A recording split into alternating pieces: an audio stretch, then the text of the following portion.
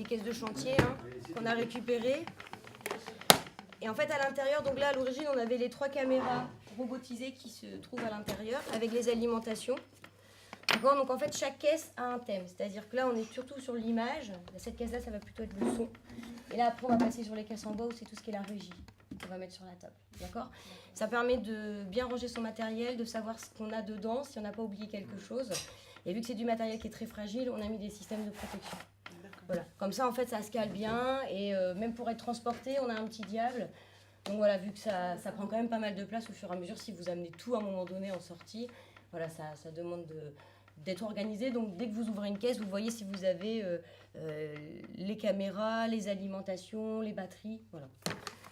Donc comme ça permet d'être bien organisé. Et sur chaque caisse comme ça, de chantier, on a une petite réserve à câbles, voilà, avec les embouts qu'il nous faut, des câbles au cas où qu'on en ait un qui lâche. Voilà. C'est toujours intéressant d'avoir une petite pochette avec du petit matériel.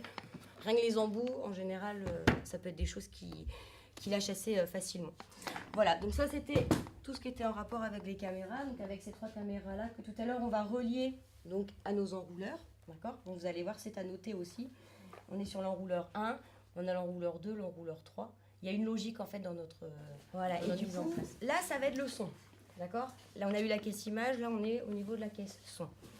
Donc en fait là vous avez les boîtiers qui vont être reliés au micro. D'accord ? Donc on a 3 micro-cravates qui se présentent de cette manière-là. Et pour qu'ils fonctionnent en fait ils doivent être reliés à une base. D'accord ? Vous allez voir tout à l'heure quand on va les allumer, il y a une histoire de fréquence, d'accord ? Pour que chaque micro soit bien détecté. Voilà, donc on a des micro-cravates de ce type-là. Et on a un micro-main, voilà, comme on parlait tout à l'heure, pareil, qui va aussi relier à un petit boîtier. D'accord ?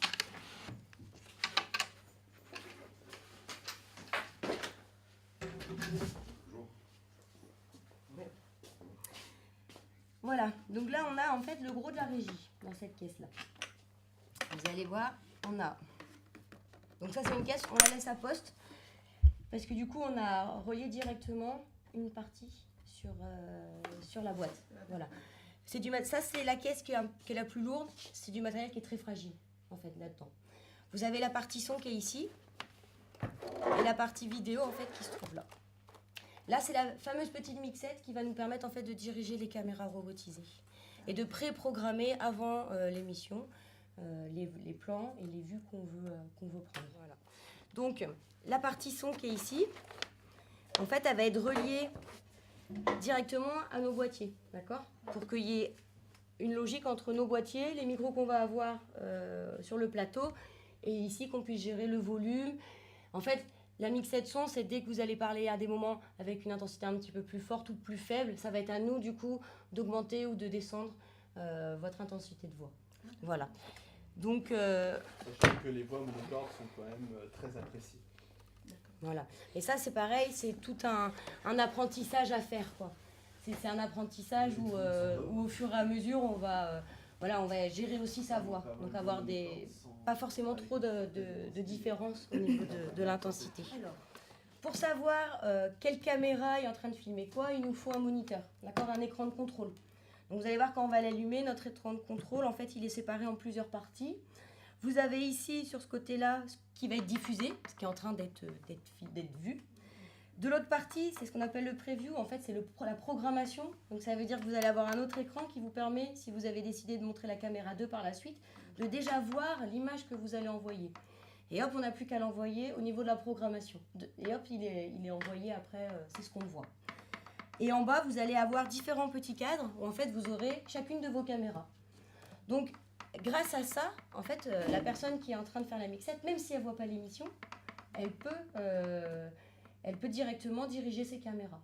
Voilà. C'est vraiment un écran de contrôle. C'est la personne. Donc là, je ne vais pas le sortir aujourd'hui, mais on a un autre boîtier qui nous permet d'enregistrer les émissions en live et de les diffuser. Voilà, sur Dailymotion, les sites de diffusion. Voilà, donc là, quand on fait du direct, ce qui est pratique avec la Mixex, c'est qu'il n'y a pas besoin de faire de montage vidéo. Donc en fait, vous avez directement des changements de plan qui se font. Donc c'est pas monotone au niveau de l'image et c'est fait directement. Voilà, donc là c'est pareil, on va avoir un ordinateur qui va nous permettre de préprogrammer les caméras. je reviens dans le champ. Et un ordinateur qui va nous permettre d'enregistrer ce que vous allez faire, en fait. Voilà. Donc après, on utilise des logiciels qui nous permettent d'enregistrer l'émission que vous êtes que vous allez réaliser. On l'enregistre sur un ordinateur, voilà, en haute définition. Du coup, on a une bonne qualité d'image et une bonne qualité de son. Et sur l'autre ordinateur que je vais sortir, tiens, celui-là, du coup, je vais le mettre de côté, on le mettra là-bas.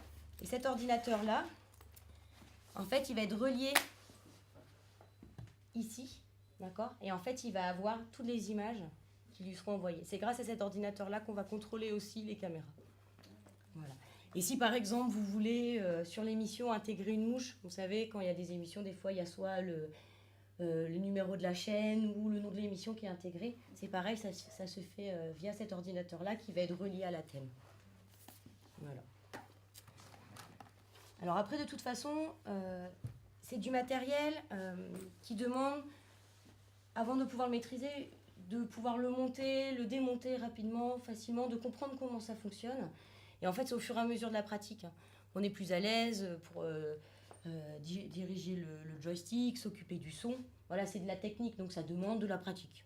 Après, c'est du matériel qui est pédagogique, c'est-à-dire que une fois que tout est bien branché, qu'on a compris comment ça fonctionnait, vu qu'on peut préprogrammer ces caméras, voilà, ça demande que chacun ait bien une tâche à faire entre ceux qui vont être sur le plateau, ceux qui vont peut-être faire les plans d'ensemble, ceux qui vont s'occuper du son et ceux qui s'occuperont de l'image. Voilà. Et ici, on a donc le câble qu'on peut dérouler, qui fait entre 25 et 30 mètres. Et lui, en fait, il va être directement relié à une des caméras. D'accord?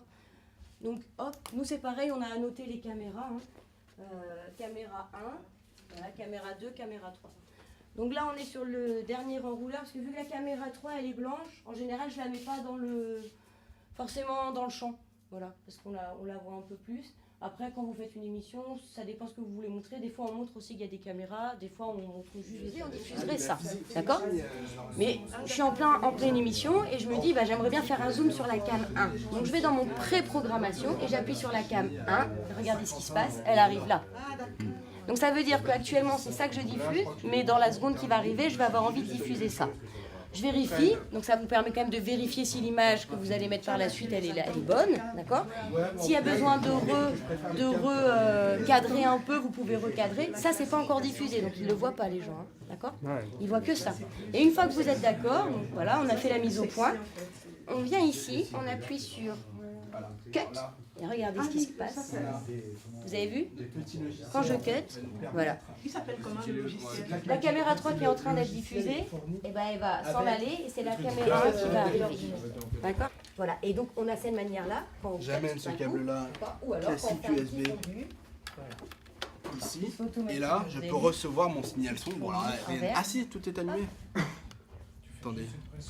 Je vais avoir le signal vidéo qui va arriver ou est-ce qu'il n'y a pas de recevoir. D'accord. Ici, là, on va avoir notre son.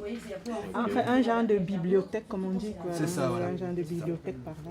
Parce qu'il va nous permettre d'effectuer l'enregistrement avec nom, machin. Le temps en entrée, le temps en sortie. Et ensuite, on a les onglets pour le rejouer, enfin pour visionner la vidéo une fois qu'elle est finie. Et pour l'éditer légèrement, mais il n'y a pas énormément de fonctions sur ce logiciel-là. On utilise d'autres logiciels comme iMovie, qui est normalement simple d'utilisation pour tout le monde et qui est très bien pour ceux qui maîtrisent un tout petit peu, pour pouvoir notamment régler les pics d'intensité dans la voix. C'est assez pratique et c'est très simple d'utilisation, ça prend 2 minutes à apprendre.